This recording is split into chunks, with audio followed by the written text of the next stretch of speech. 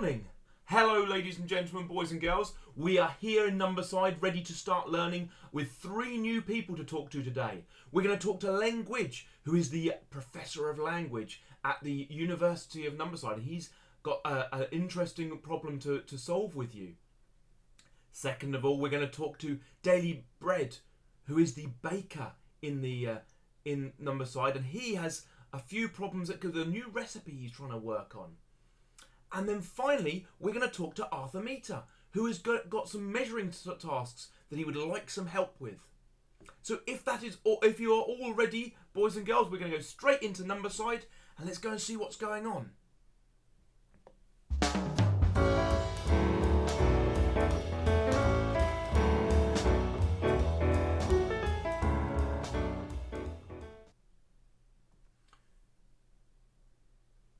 So, the first person we're going to go and speak to is Len Gwidge. Are you there, Len? Oh, yes, I'm here and ready to speak to you. So if you'd like to come through to me, I'm more than happy to say hello. So, are you there? I've arrived. Hello. So, I've been studying a lot recently, and I came across some quite interesting old road signs from Numberside back hundreds of years ago. And you see, they used to call all the road signs by numbers, you see. What I would like some help with is there's been some breakages. Unfortunately, these things are very, very old, and we need some help to sort out because the word parts of the numbers have become separated from the numbers, and I'm not even convinced they're all here. So, if you can, using your worksheets, which you should find in the description below, mums and dads, if you haven't found them already, what I would like you to do, let me show you what the problem is that I'm having.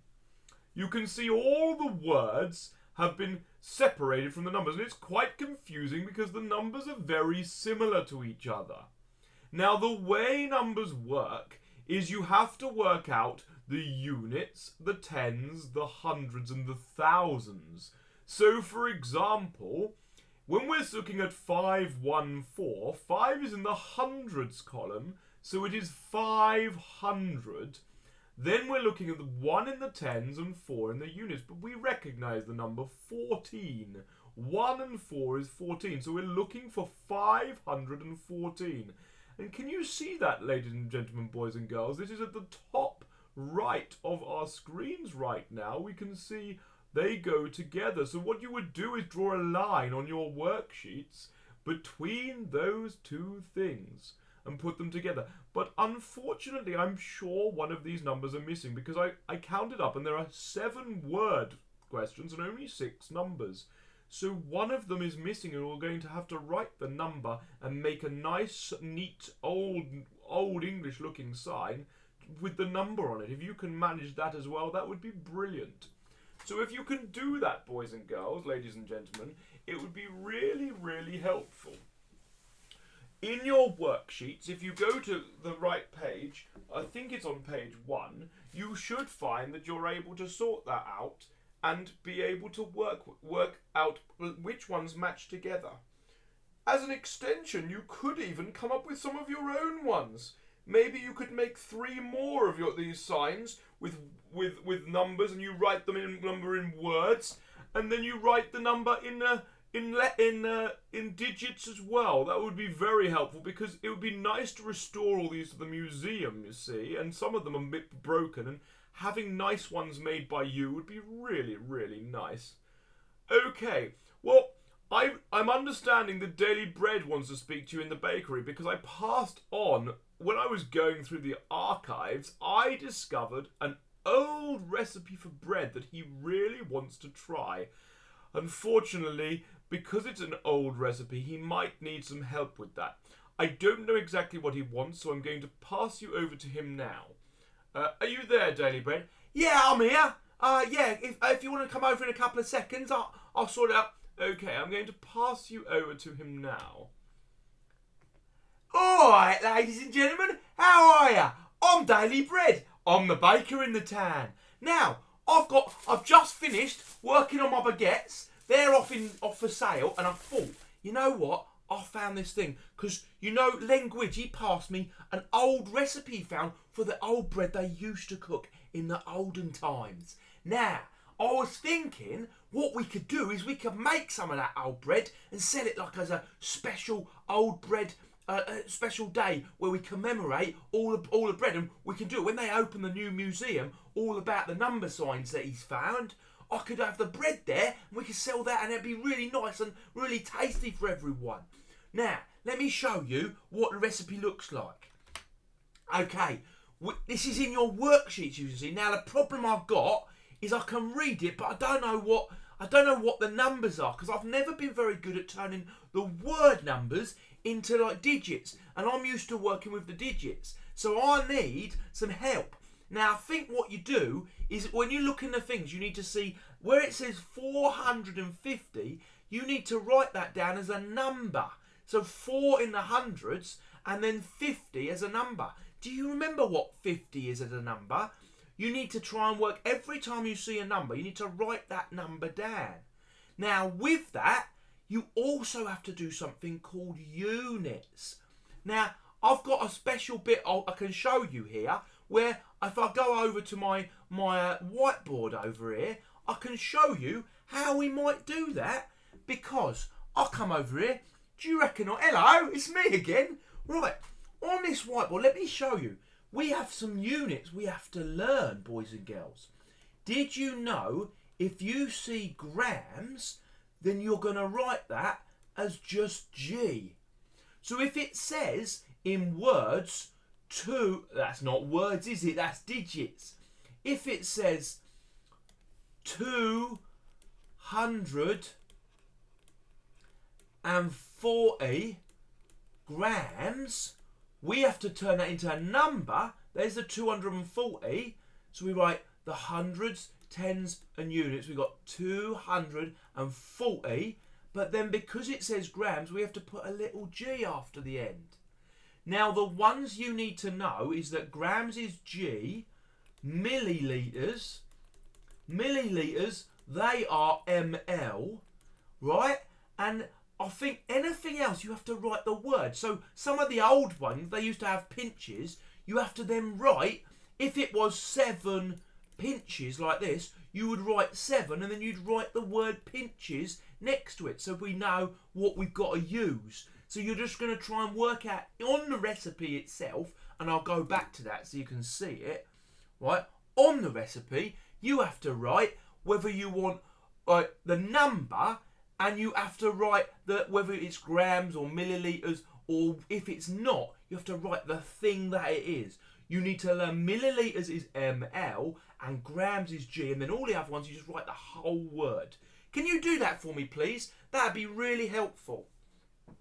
Now, the final person I need you to go and help out, he's Arthur Meeta. Now, Arthur, he's a good mate of mine. We grew up together.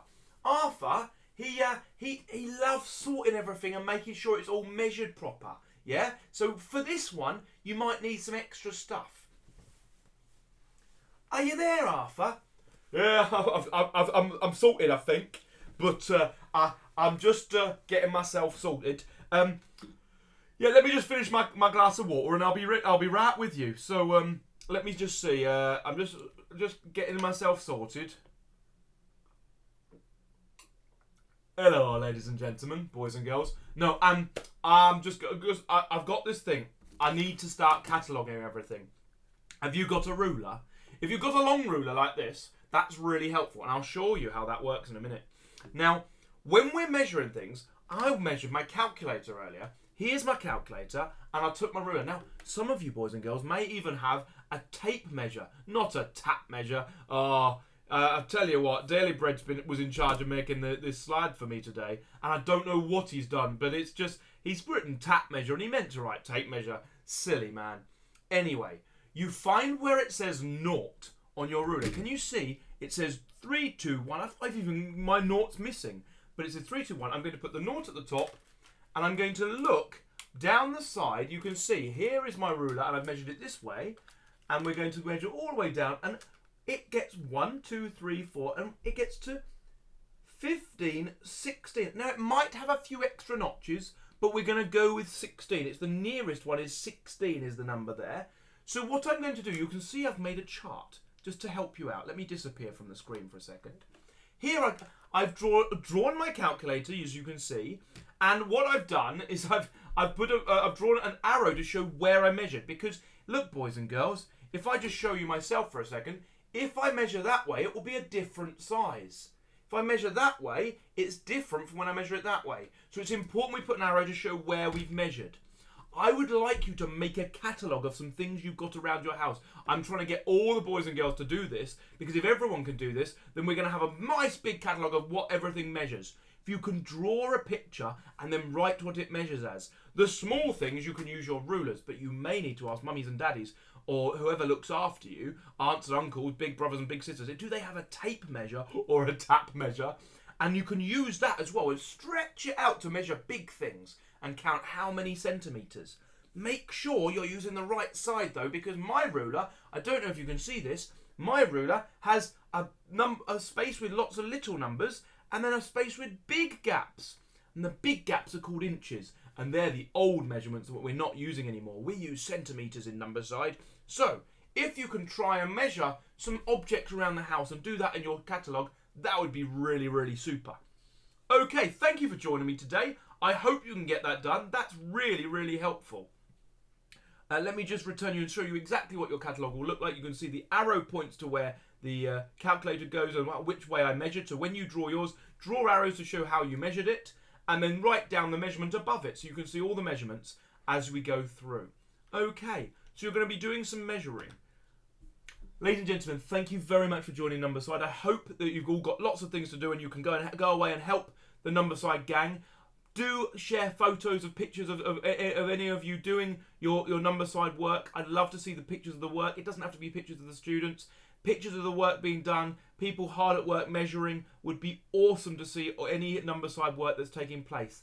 I hope you have enjoyed joining me. I have been Mr. Harris, the Mayor of Numberside, and we've also heard from Len Gwidge, Daley Bredd, and Arthur Meeta. Do you want to say goodbye, guys? Oh, goodbye. Nice to see you. Yeah, all right. Yeah, see you later. Yeah, hi. Thanks for helping with the measuring.